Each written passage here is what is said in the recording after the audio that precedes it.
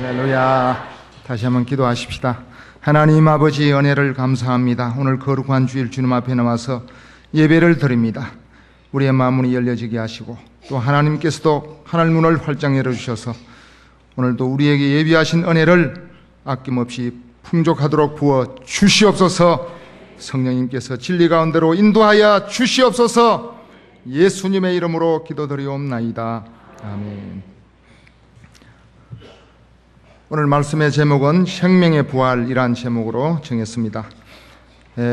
요한복음 5장 25절 말씀에 아들의 음성을 들을 때가 오나니 곧 이때라 듣는 자는 살아나리라. 듣는 자는 살아나리라 하기 때문에 생명이 다시 살아나는 생명의 부활이란 제목으로 말씀을 증거하겠습니다. 성경 전체를 보면은 여러 가지 제목을 정할 수 있겠지만은 오늘 성경 전체의 내용을 총 주제를 정한다면은 생명이 아니겠는가 그렇게 생각이 되어지는 것입니다. 왜냐하면은 오늘 성시에 읽은 요한복음 3장 16절 성경 전체에서 핵심 복음, 소복음 이렇게 말합니다. 하나님이 세상을 이처럼 사랑하사 독생자를 주셨으니 이는 저를 믿는 자마다 멸망치 않고 하는 거 보니까 예수님을 믿지 않으면은 이미 멸망해 있다는 것입니다. 멸망치 않고 어떻게 한다는 것입니까? 영생을 얻게 하려 하심이니라. 영원한 생명을 주신다는 거예요. 오늘 우리들에게 예수님이 없는 자는 영원한 생명이 없다는 겁니다.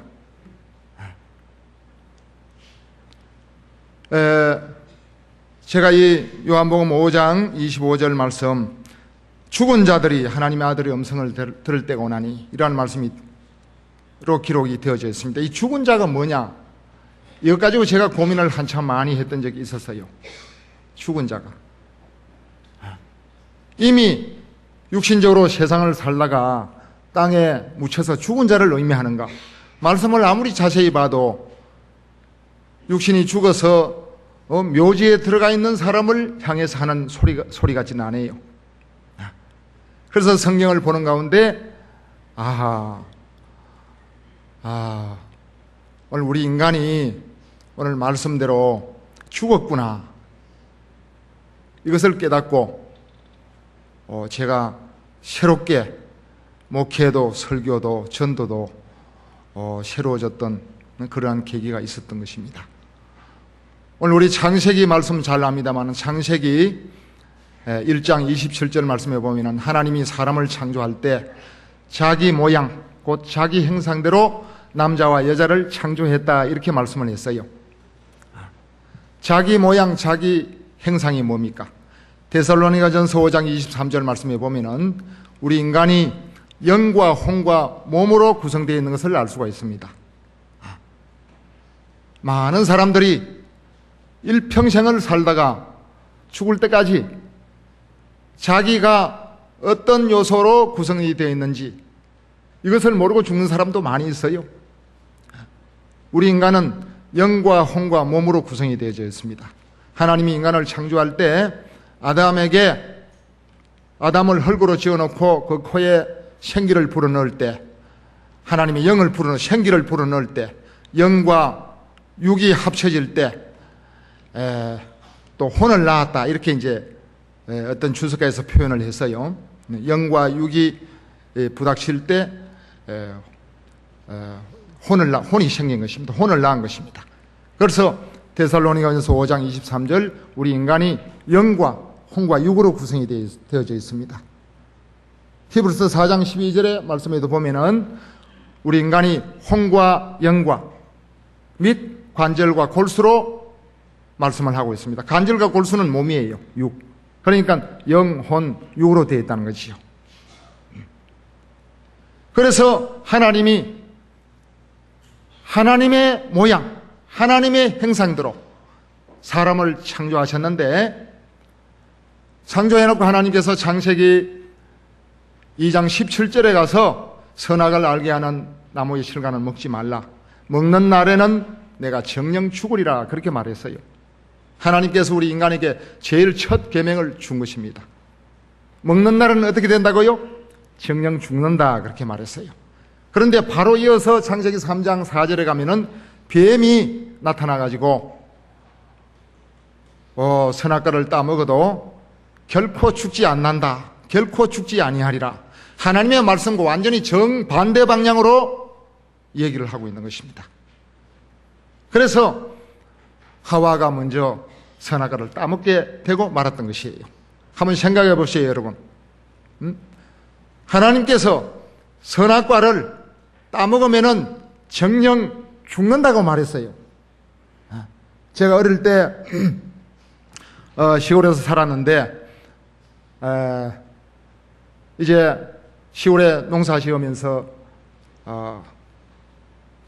이제 조합에서 농약 같은 걸 팔잖아요. 농약을 동네 사람들이 이제 반장, 이장을 통해 가지고 농약을 주문해 가지고 가져오면은 동네 사람이 나눕니다.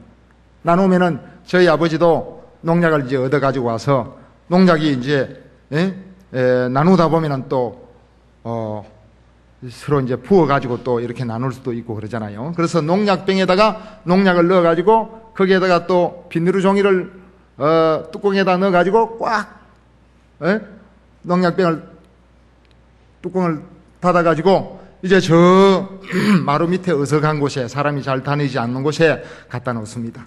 갖다 놓으면서 자녀들에게 신신당부를 해요. 야, 저 농약이다. 저 농약 저거 먹으면 큰일 난다. 저 손대지 마라.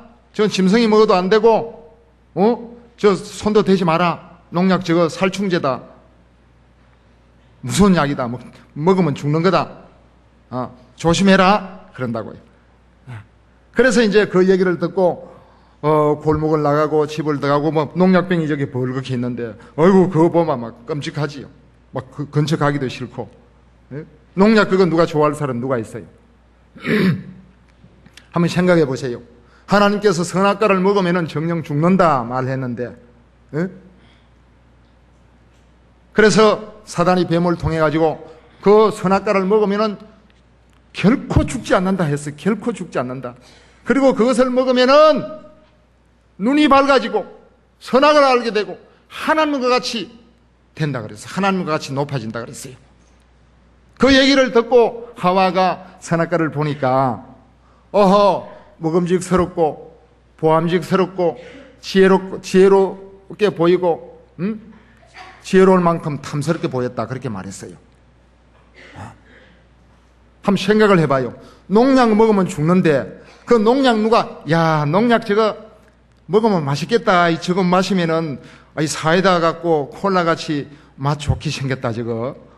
농약병 저거 아버지는 먹지 말라고 했는데 먹으면 죽는다고 했는데 저거 좀 아버지 모르게 살짝 좀 타가지고 한번 먹어보자. 저거 먹으면 아마 콜라 맛 같을 거야. 사이다 맛 같을 거야. 그렇게 생각하는 사람이 어디 있어요? 먹으면 죽는다고 했는데. 그런데 하와의 눈에는 그 선악과가 먹음직스럽고 보암직스럽고 지혜로울 만큼 탐스럽게 보이고 막 먹고 싶어서 못 견딘 거지요. 그래서 결국은 어떻게 되었습니까? 먹고 말한 거지요. 먹으면 하나님이 죽는다고 했는데 선악과를 먹었다는 거예요. 선악과를 먹으면 어떻게 된다고요? 정령 죽는다 그랬어요. 정령. 먹는 날이라는 것은 바로 당일날에 죽는다고 말했어요. 그래서 아담과 하와와 아담이 선악과를 따먹고 말았던 것입니다. 선악과를 따먹고 말면 어떻게 되는 거지요? 죽은 거지요. 죽은데 뭐가 죽었습니까? 지금 살아있는데 육체도 살아있고 또 정신도 살아있고 정신이 혼 아닙니까? 혼도 살아있고 살아있는데 왠지 하나님이 두렵고 하나님이 무섭고 그래서 나무 그늘에 숨고 또 보니까 부끄러움을 느끼고 무화과 나무 잎을 해가지고 가리우고 이렇게 했던 것이에요. 부끄러웠다 그랬어요. 죄를 지었으니까 부끄럽고 무섭고 두려워서 숨은 거지요. 그런데 바깥으로는 부끄럽기도 하고 두렵기도 하고 숨기도 하고 했지만은 실제 자기 내면에 일어났던 이 사건을 알게 되었습니까? 실제는 어떻게 된 거예요? 영이 죽은 거지요. 하나님과의 관계가 하나님의 말씀을 어김으로 말미암아, 하나님의 말씀을 어기는 것이 죄를 범하는 것인데, 죄로 말미암아 하나님과의 관계가 끊어지고 에덴 동산에서 쫓겨나고 마른 것입니다. 그래서 창세기 5장 3절 말씀에 보면은 아담이 130세에 자기 모양, 곧 자기 형상과 같은 아들을 낳았다, 이렇게 말씀을 하고 있어요. 창세기 1장 27절 말씀에는 하나님께서 하나님의 모양, 하나님의 형상대로 창조를 했습니다, 인간을. 그거는 뭐냐? 영과 혼과 육이 온전하도록 하나님과 늘 교제를 할 수 있는, 다시 말하면 살아있는 존재로, 영생하는 존재로 창조를 했지만은 하나님의 말씀을 어기고 선악과를 따먹는 그 날에 영이 죽은 상태로, 아담을 지을 때는 하나님의 모양, 하나님의 형상, 하나님의 모양대로 지었습니다. 창세기 5장 3절에 가서는 아담이 130세에 자기 자녀를 낳는데 하나님의 모양, 하나님의 형상대로가 아니고 이제는 아담의 모양, 아담의 형상대로 아들을 낳았다는 것이에요. 무슨 뜻입니까? 하나님의 형상을 잃어버리고 영적으로 죽은 상태로서의 아담의 자손, 영적으로 죽은, 영이 죽은 후손을 계속 낳는다는 것이요. 이때부터 우리 인간은 하나님과 관계가 끊어지고 영이 죽은 상태로 계속 태어나는 것입니다. 이 사실을 구약 4000년 동안 몰라요, 인간들이. 사람이 잘 모릅니다. 물론 선지자들이 여러 번 여러 곳에 언급은 했어요. 에스겔서 37장 11절 말씀 가운데 보면은 마른 뼈들이 있는데 이 마른 뼈들이 생기를 불어넣을 때 사는 그런 환상을 보여줍니다. 이 마른 뼈가 누굽니까? 이스라엘 족속이라 그랬어요. 이스라엘 온 족속이라. 하나님의 택한 백성 이스라엘 온 족속이 죽은 마른 뼈와 같다는 거지요. 이사야서 9장 2절 말씀에 보면은 사망의 그늘에 앉은 백성들이 빛을 보았다 그랬어요. 사망의 그늘, 죽음의 그늘에 앉은 백성, 죽은 거지요. 창세기 6장 3절에 보면은 그들이 육체가 됨이니라. 영이 죽었으니까 육체뿐이라. 혼 가지고는 영생을 살 수가 없어. 하나님이 우리 인간에게 주신 그 영이라야 영생을 살고 천국을 가고 하나님과 같이 영원히 존재하는 행복한 삶을 누릴 수 있는 영적인 존재입니다. 시편 78편 39절의 말씀에 보면은 저희는 육체뿐이라 그랬어요. 육체뿐. 시편 기자는 벌써 알았지요. 육체뿐이라니까. 영이 없다니까. 영생을 할 수 없는 존재라니까요. 가고 다시 오지 못하는 바람임을 기억하셨음이로다. 지옥에 가면 다시 나올 수도 없어. 바람 같은 존재라, 인간이. 육체뿐이라니까. 그래서 예수님께서도 오셔서 성경 여러 곳에 우리 인간의 실상이 죽었다는 것을 드러내고 있는 것입니다. 오늘 요한복음 5장 25절 말씀에도 죽은 자들이 하나님의 아들의 음성을 들을 때가 오나니 곧 이때라. 듣는 자는 살아나리라 그랬어요. 죽은 자들이라. 죽은 자들. 우리가 전도할 때 죽었다고 해봐요. 난리가 나지. 왜 내가 죽어? 밥 잘 먹고 건강하고 이렇게 뭐 돈도 잘 벌고 직장생활도 잘하고 놀러도 잘 다니고 온갖 거 다 하고 생각하고 마음도 먹고 계획도 세우고 온갖 거 다 하는데 왜 내가 죽어? 하나님에 대해 죽어 있다는 것이. 하나님에 대한 존재를 알아요? 영생을 알아요? 하나님의 말씀을 알아요? 영적인 세계를 압니까? 하나님에 대해서 모르잖아요. 그렇기 때문에 여기 건곡 상거리나 여기 건곡 시장이나 서울 시내 많은 사람들이 옷을 입고 넥타이를 메고 온갖 시장을 다 하고 다니지만은 하나님의 눈에 볼 때, 영적인 관점으로 볼 때는 영이 죽은 자들, 시체들이 돌아다니는 거예요. 시체들이. 오늘 밥 잘 먹고 나와서 예배 드리러 왔는데 왜 날 죽었다 그러라. 여러분, 우리 인간이 제일 큰 발견이 뭔 줄 압니까? 자기 자신의 영적인 정확한 진단을 갖는 것이 가장 큰 발견이고 큰 축복이에요. 자기 자신의 영적인 진단을 제대로 하지 못하면은 신앙생활이 힘이 없어요. 여러분, 자기 얼굴 아는 사람 있어요? 자기 얼굴 거울 보면 알지요? 거울 채워봐요. 여우만 남씨 자세히 모르잖아요. 자기 육신의 얼굴도 거울을 보고 거울을 채우면 또 정확한 모습을 모릅니다. 하물며 우리 눈에 보이지 않는 영적인 이 상태를 어떻게 알겠느냐 이거지요. 눈에 보이지 않는 영적인 이 존재, 영적인 상태. 이거는 무슨 정치, 경제, 문화, 예술, 경제, 무슨 철학, 무슨 사상, 이 가지고는 몰라요.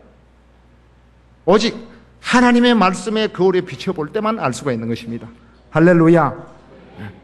성경을 알고 하나님의 말씀을 알고 영적인 세계를 성경의 말씀에 비추어 보는 그 진단이 정확한 진단인 것이에요. 우리 예수님께서 오셔서 오늘 죽은 자들이, 그래서 죽은 자들이 하나님의 아들의 음성을 들을 때 죽었다는 것이에요. 에베소 2장 1절 말씀에 허물과 죄로 죽었던 너희를 살리셨도다. 허물과 죄로 죽었다. 누가복음 9장 60절 말씀에 보면은 어떤 사람이 주님 따르겠습니다. 그런데 우리 부친이 죽었는데 장사하고 따르겠습니다 하니까 죽은 자들로 죽은 자들을 장사하게 하고 너는 나를 쫓으라 그랬어요. 죽은 자들로 죽은 자들을 장사하게 하라는 것이에요. 죽은 자들이 뭐지요? 영적으로 죽은 자. 자기 아버지 부친 죽은 거는 뭐지요? 육과 영이 다 죽은 거지. 육신이 죽은 자들을 죽은 자들을 장사하게 하고는 나를 쫓으라 그랬어요. 너는 복음을 전하라 그랬어요. 이런 말씀을 볼 때 우리 인간이라고 하는 이 실상, 그래서 디모데전서 5장 6절도 일락을 좋아하는 자는 살았으나 죽었느니라 이렇게 말씀하고 있습니다.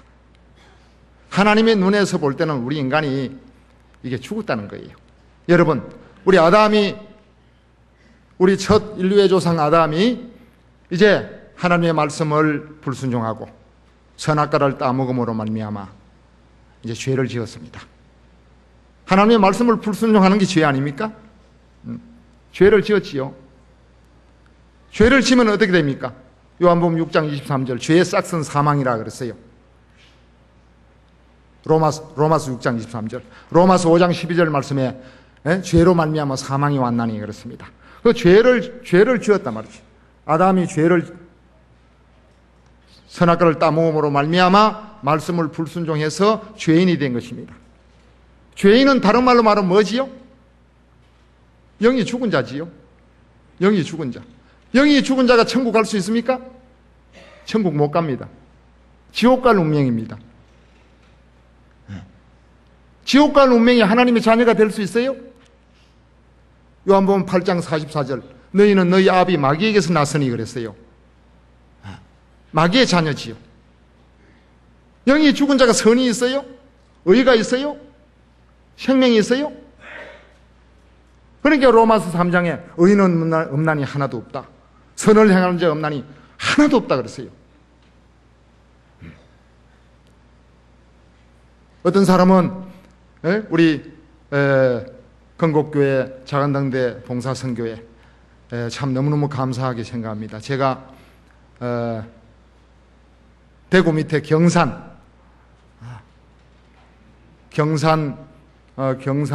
용성면 외촌교회에 있을 때 10년 전에 1997년도 경에 우리 건국교회 자간당대 봉사 선교회 팀과 또 우리 존경하는 우리 최영환 목사님 오셔서 3년 동안 참 봉사해 주시고 전도해 주시고 물심양면으로 많이 이렇게 도와주신 것, 또 수고하고 고생하신 것, 이 자리를 빌어서 참으로 감사의 말씀을 드립니다. 할렐루야. 지금도 계속해서 봉사하고 있는데 이 봉사, 대한민국에서도 이렇게 봉사하는 교회가 그렇게 많지는 않아요. 하나님이 이 봉사 때문에 이 교회를 아마 크게 사랑하시고 축복하지 않나 그런 생각이 되어지는 것입니다. 그래서 우리 전도하러 이래 가면은 이제 정말 예수를 전하고 그러잖아요. 그런데 자기 이 실상을, 제가 이제 대전에 와서 이제 개척교회를 하고 그럽니다. 그래 이제 전도도 하고 2년 한 반 만에 한 38명까지 모았는데, 또 어떤 문제가 있으니까 성도들끼리 또 이렇게 뭐 시험이 들고 해가지고 또 이제 성도들이 또 흩어지고 그랬어요. 그래서 고민을 많이 했어요. 야, 나는 그냥 내다대로 사랑도 베풀고 말씀도 최선을 다해서 전하고 뭐 신방도 하고 전도도 하고 애쓴다고 하는데 왜 저렇게 나가냐? 그렇게 고민하는 중에 그래서 저는 개척하고 나서 크게 뭐 방법이 없더라고요. 그래서 성경 붙잡고 기도하면서 성경 읽는 가운데 하나님께서 영적인 눈을 하나씩 열어주셨어요. 할렐루야. 왜 나가느냐? 다시 말하면은 이 생명의 부활, 하나님의 말씀을 정확하게 믿고 그 죽은 영이 살아나지 못하니까 육적으로 그냥 신앙생활을 하다가 어떤 문제가 부닥치면은 시험이 들어가지고 교회를 떠나는 거예요. 이 생명이 살아나는 것이 부활 아니에요? 다른 말로 말하면 거듭남이에요. 거듭남. 다시 태어나는 거. 거듭나는 것이 영적으로 다시 태어나지 않고 혼적으로, 육적으로 가지만 아무리 해도 하나님의 자녀가 아닌 거지요. 여러분, 여기 조화가 있고 생화가 있잖아요. 이 조화하고 생화하고 섞어 놓으면 구분하기 어려워요. 조화를 너무 요새는 아주 정교하게 잘 만듭니다. 오히려 생화가 오히려 누리끼리하고 아주 보기가 아주 좀 처져요, 사실은. 그러나 조화에는 생명이 없고 생화에는 생명이 있는 것입니다. 여러분, 계란 알지요? 계란이 유정란이 있고 무정란이 있습니다. 유정란과 무정란 갖다 놔봐요. 어떻게 구분을 하는가? 계란에 뭐 눈이 있어요, 코가 있어요, 뭐 손이 있어요, 다리가 있어요. 계란은 다 똑같은데. 그 계란 가운데는 유정란이 있고 무정란이 있는데, 이 계란을 이제 어미닫기 품습니다. 3주간 동안, 37, 20일, 20일 동안 품으면은 20일을 좀 지나고 나면은 어떻게 됩니까? 유정란에는 병아리가 되어서 예쁜 병아리가 태어나고, 무정란은 팍 썩어버리는 것입니다.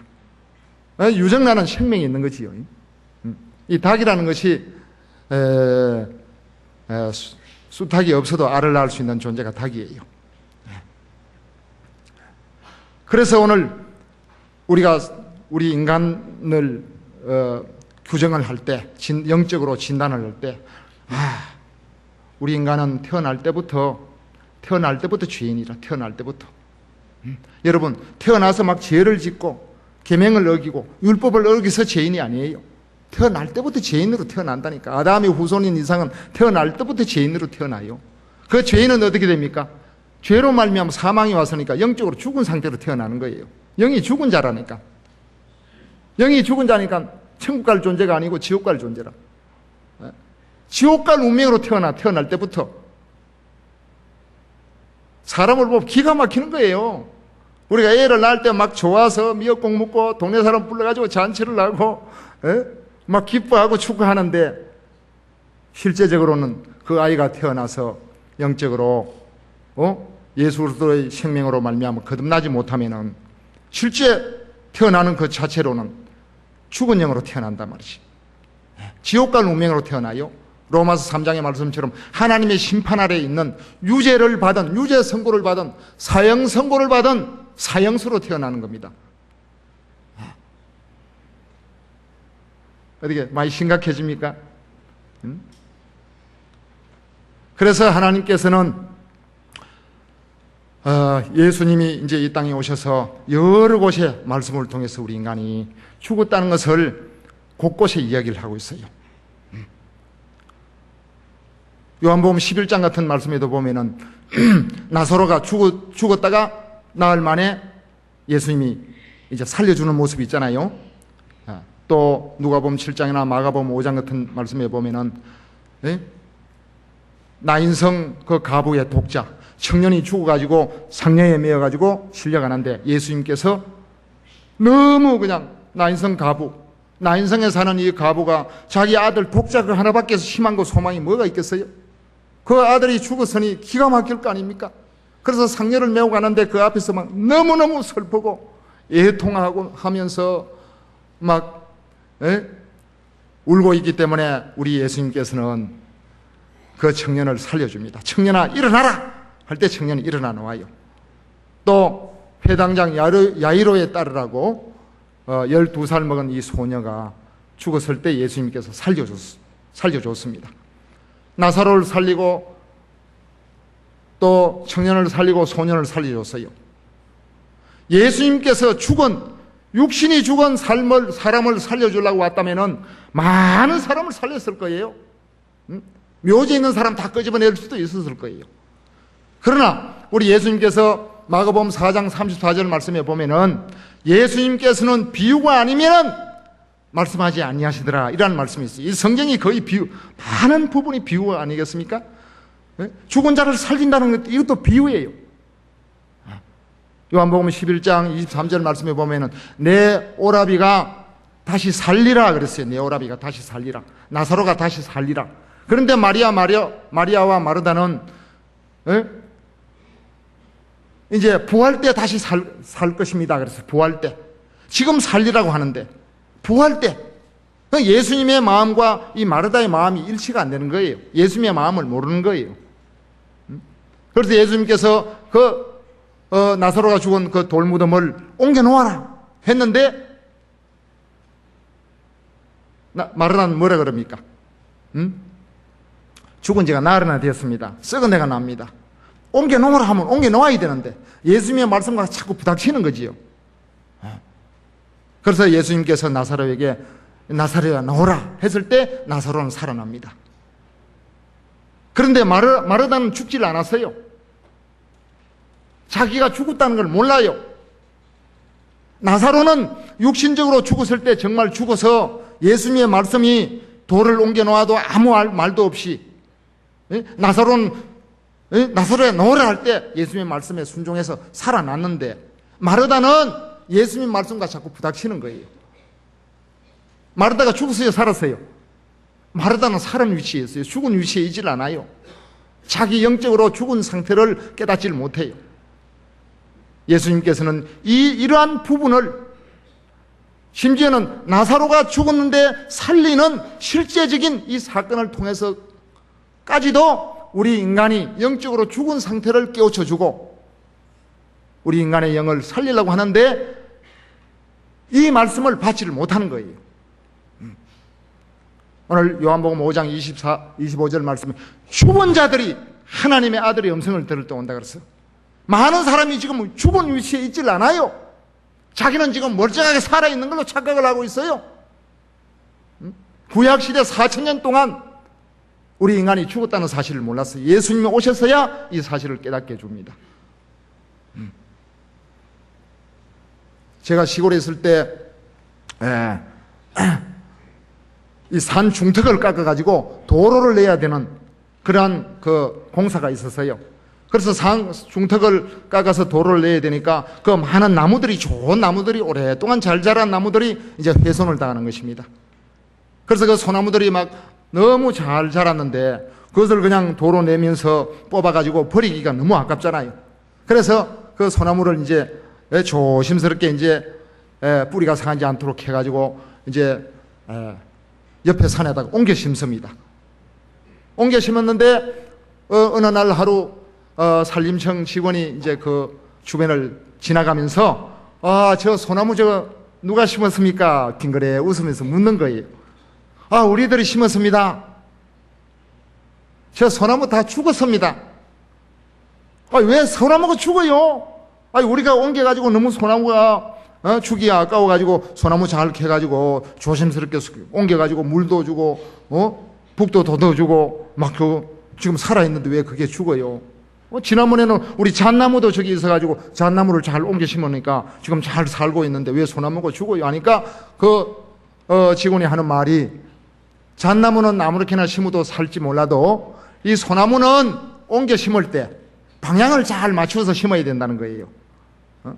가지가 남쪽으로 향해서 남쪽으로, 가지가 북쪽으로 향해서 북쪽으로 방향을 잘 맞추어서 심어도 살똥말똥한데 지금 방향이 하나도 안 맞습니다.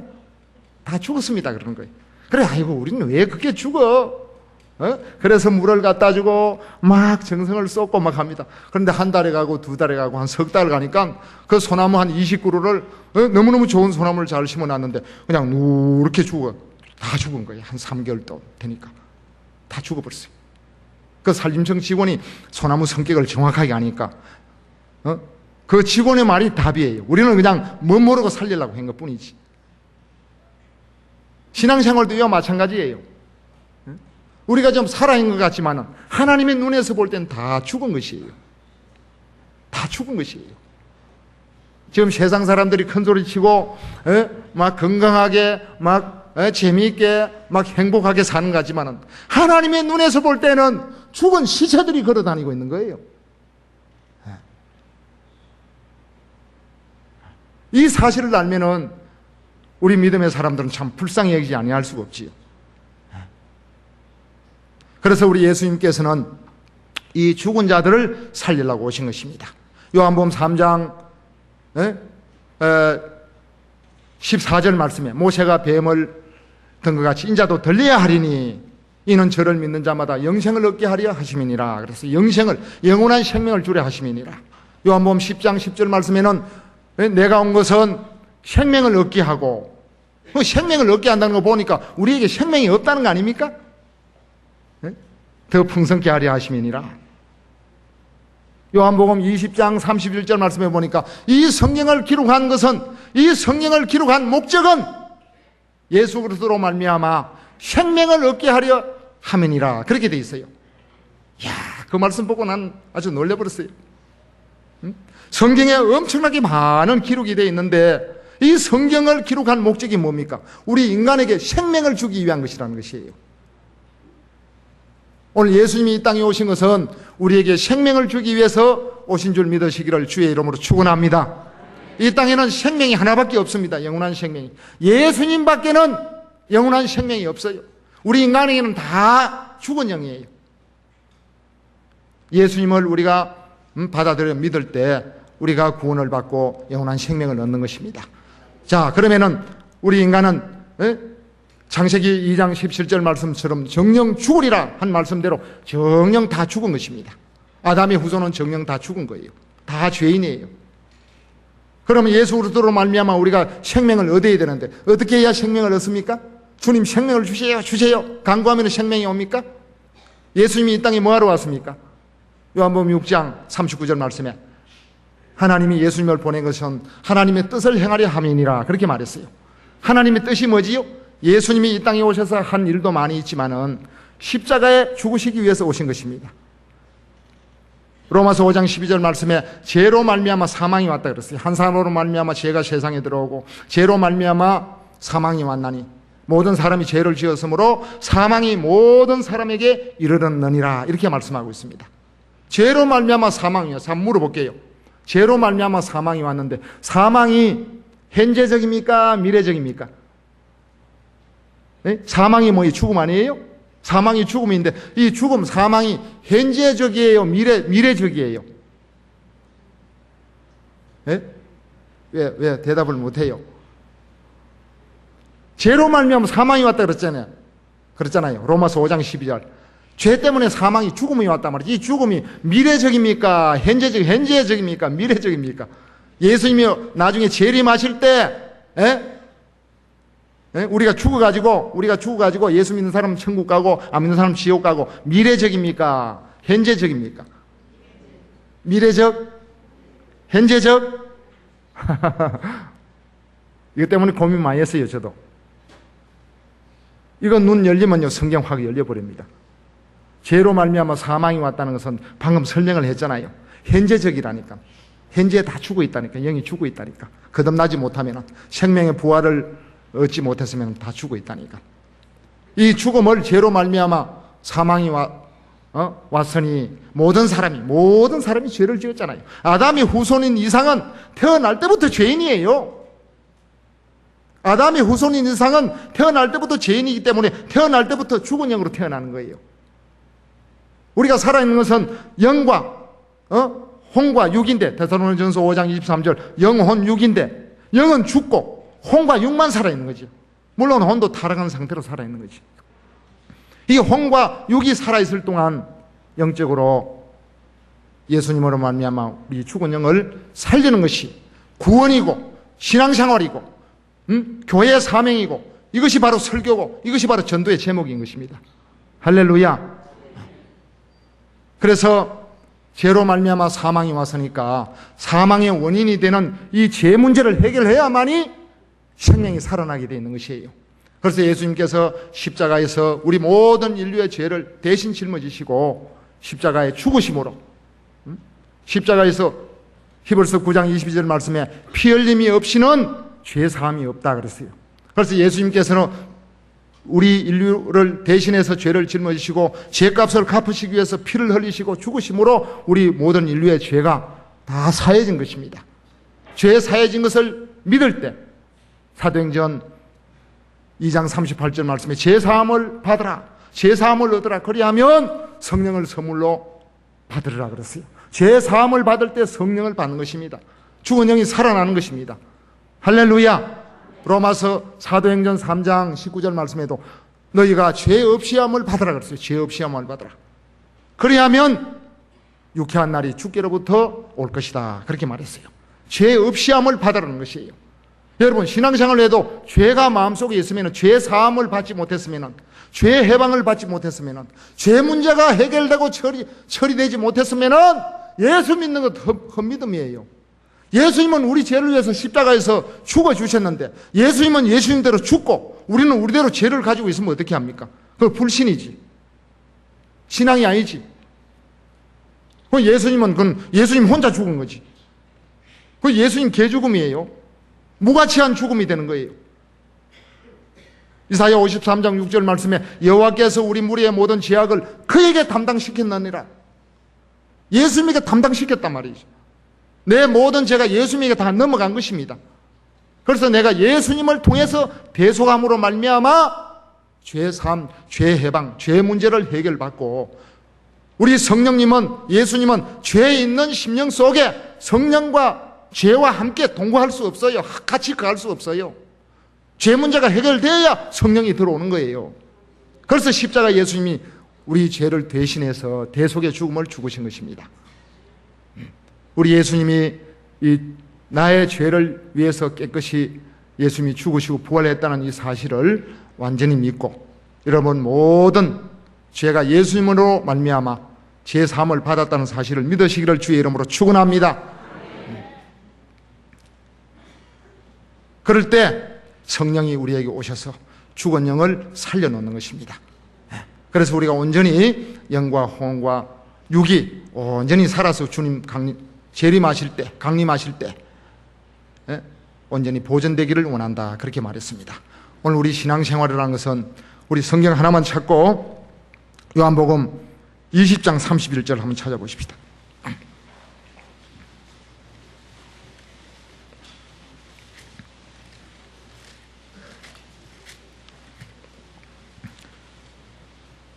요한복음 20장 31절 우리 다 같이 찾았으면 읽겠습니다. 시작.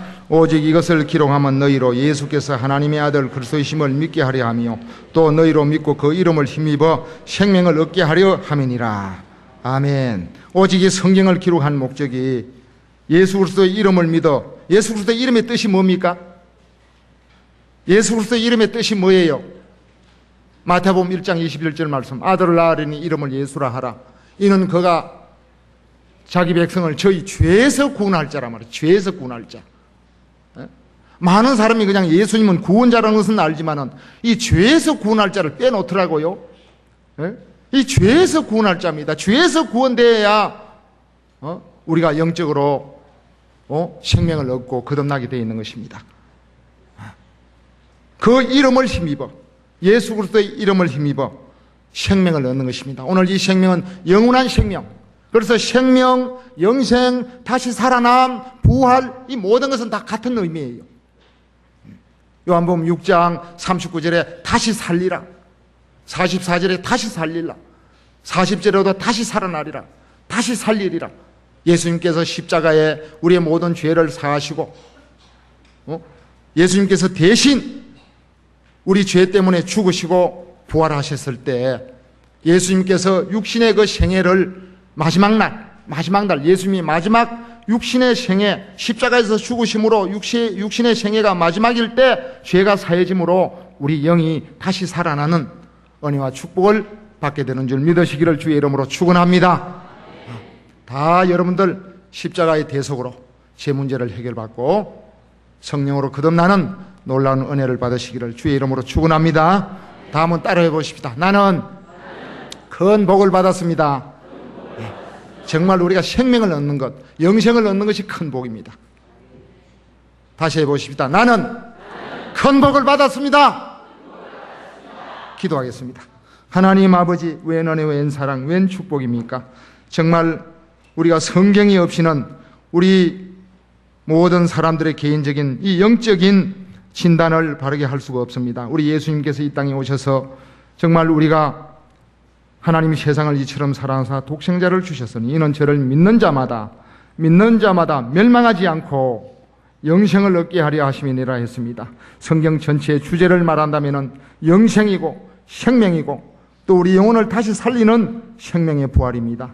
오늘 이 생명의 부활의 진리와 복음을 듣고 우리가 정말 정확하게 우리가 구원받고 거듭나고 또 영이 살아나는가를 깨닫고 많은 죽어있는 시체와 같은 수많은 저 불쌍한 영혼들을 전도해서 구원할 수 있는 우리 모든 건국교회 성도들이 다 되게 하여 주시옵소서.